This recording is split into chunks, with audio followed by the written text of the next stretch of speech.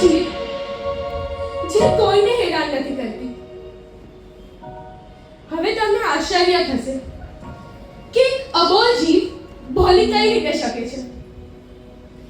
તો આજે હું 2 મિનિટ બોલવાનું વરદાન લઈને આવી છું. તમારી સાથે ઝઘડવા માટે નહીં, પણ મારી પીડા વ્યક્ત કરવા આવી છું. તમારી માટે તો હું ફક્ત એક મરઘી જ છું, પણ તમે એ ભૂલો છો કે હું એક માં પણ છું. એક બેઝુબાન માં. 1971 માં ડોક્ટર ફિલિપ્સ કેમ્પબેલે કીધું હતું કે બર્ડ્સમાં પાર્થેનોજેનેસિસ નામની એક રિપ્રોડક્શન પ્રોસેસ થાય છે, જેમાં અમુક ફીમેલ બર્ડ્સ વિધાઉટ મેલ બર્ડ્સ પણ ઇનફર્ટાઇલ એગ્સ લે કરી શકે છે.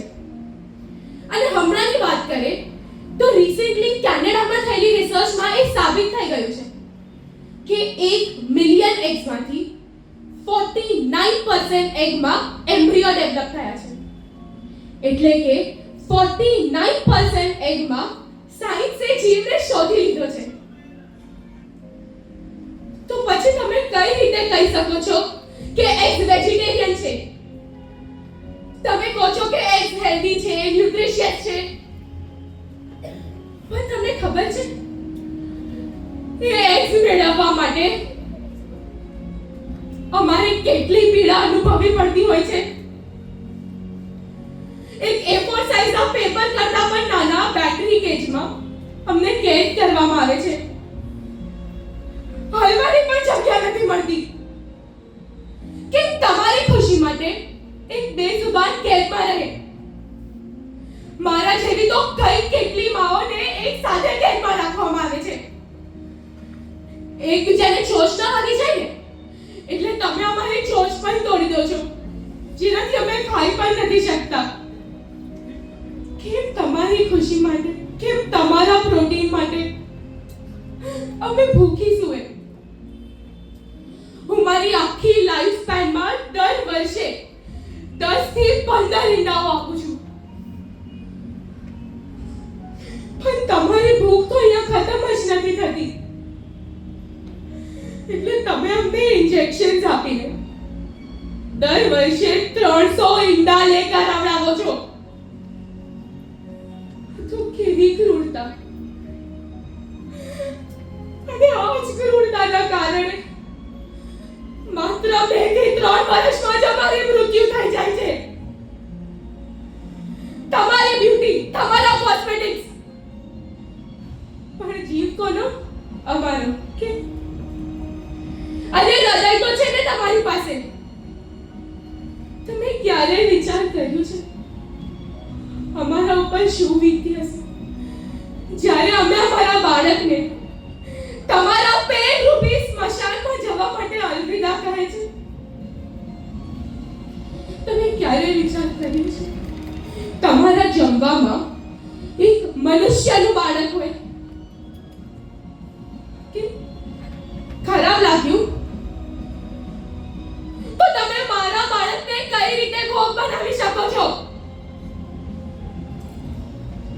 અમે બેઝુબાન છે, પણ બેજાન નહીં.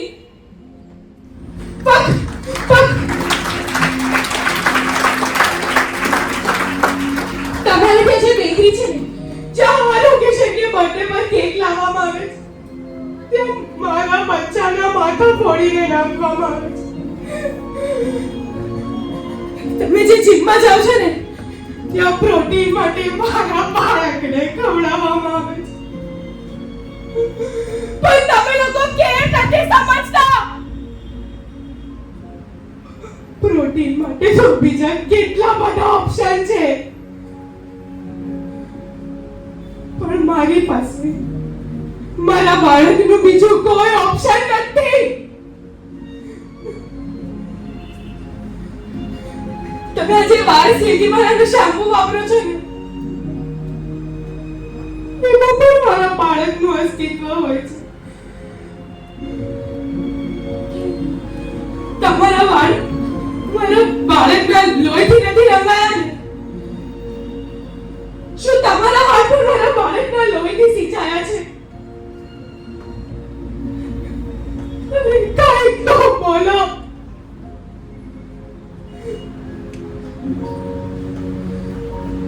મારો બોલવાનો સમય બસ પૂરો જ થાય છે. પક પક પક પક પક. અંતમાં એટલું જ કેવું છે કે જન્મ તો મળ્યો પણ જીવવાનું જ નહોતું લખાયું. મારો અસ્તિત્વ તો તમારામાં જ તરાઈ ગયો. મમતા મારી આજે પણ રાહ જોવે છે. મારો બચ્ચાઓ આંખ ખોલ્યા વગર રડે છે. તમારી આ ઈંડા ખોલવાની પ્રક્રિયામાં મારી તો આખી માતૃત્વની દુનિયા જ તૂટી ગઈ. તમારી માટે મારા બાળકો નાશતો હશે પણ મારી માટે એ મારી આખી જિંદગી હતા. વિનંતી કરું છું મારા અને મારા બાળકના અસ્તિત્વને બચાવી લો. બચાવી લો. બચાવી લો. સુંદર પરફોર્મન્સ ઘણા બાળકોને મોટિવેટ કરે અને ઇવન પેરેન્ટ્સને પણ. અને સુંદર મજાનું થેન્ક યુ જીયા, જે હમણાં આપણે ડ્રામામાં પણ સરસ મજાની એક્ટ કરીને બહુ જ વખણાયેલી. કયું પ્રોફેસર ત્યાં તો જીયું? હેલ્પ અમે પરણેલા છીએ. 10 શોમાં જ બંધ થઈ ગયું અનફોર્ચ્યુનેટલી, પણ શો ભલે ફ્લોપ ગયો, નાટક ભલે ફ્લોપ ગયું, પણ આ હિટ હતી અને 4 વર્ષ થયા છે. દર્શિતભાઈ અને એમના નિકિતા બનાવો આ બંને, એટલે આજે નહીં આની પહેલાના જે પણ ફેન્સી ડેસ હતા 4 વર્ષ કર્યા છે, એટલે 4થું વર્ષ કે 5મું વર્ષ છે જ્યારે અત્યારે એસએસસી છે છતાં પણ ક્લાસ કરે છે. અને આમનો જસ આ બંને હસબન્ડ વાઈફને એટલા ડેડિકેટ હોય છે એમના દરેક ઓલામાં. થેન્ક યુ તમે આજે બધાને કીધું એ શબ્દ. જીયા 10th સ્ટાન્ડર્ડમાં હોવા છતાં આજે એટલી બધી ડેડિકેટ છે જસ્ટ બીકોઝ ઓફ સર. એને એકચ્યુઅલી છેલ્લા 3 દિવસથી 103 ફીવર હતો. મેં સરને વાત બી કરી હતી. સરે મને કીધું હતું કે જો એનો ફીવર ઉતરી જાય તો એને તમે સન્ડેના લઈ આવજો. પણ અમારી માટે કમલેશ સર એટલે એમનો ફોટો છે મારા ઘરમાં અને એમને ના પાડવાનું અમારા ઘરમાંથી કોઈ શીખ્યું નથી. પણ સરે મને બહુ જ એમ કહીને એટલું બધું મોટિવેટ કરી છે મને અને મારી છોકરીને. એને ફીવર હોવા છતાં કાલે દવા ખાધી અને નહીં, મારું પરફોર્મન્સ સેટરડેના છે તો હું સેટરડેના જ પરફોર્મ કરીશ. કાલે અહીંયાથી ગયા પછી પણ એને 102 ફીવર થઈ ગયો અને એ ઘરે જઈને લિટરલી શિવર કરતી કરતી સૂઈ ગઈ. આજે જ્યારે સરે કીધું કે જીયા આવી શકશે, એ ફટાકથી ઊભી થઈ ગઈ અને એને પરફોર્મ કરવા માટે એ પાછી રેડી થઈ ગઈ. અને આ ખરેખર જોવું હોય, આજે અમે પહેલા વર્ષમાં અમને પણ નથી ખબર કે મારી ડોટર આટલી બધી, મારો સન પણ આ જ ફિલ્ડમાં છે, એને પણ 1-2 જરા શો કર્યા બહાર. અગર તમારે આનું રિઝલ્ટ જોવું હોય તો મિનિમમ 5 years તમે વેઇટ કરજો. તમારા બચ્ચાને આંખો બંધ કરીને સરને સોંપી દેજો. સર એક આખા ઓશન છે જેમની પાસે દરેકે દરેક વસ્તુનું નોલેજ છે. મેં અનુભવ કર્યો છે. હું ટીચર છું પ્રોફેશનલી, પણ મારા પ્રિન્સિપલ 100% સર છે. એટલે તમે આંખો બંધ કરીને વિશ્વાસ કરજો. શિવમ ચિલ્ડ્રન એકેડમી જેવું ઓશન તમને ક્યાંય નહીં મળે, એની હું શ્યોરિટી લઉં છું. Thank you so much.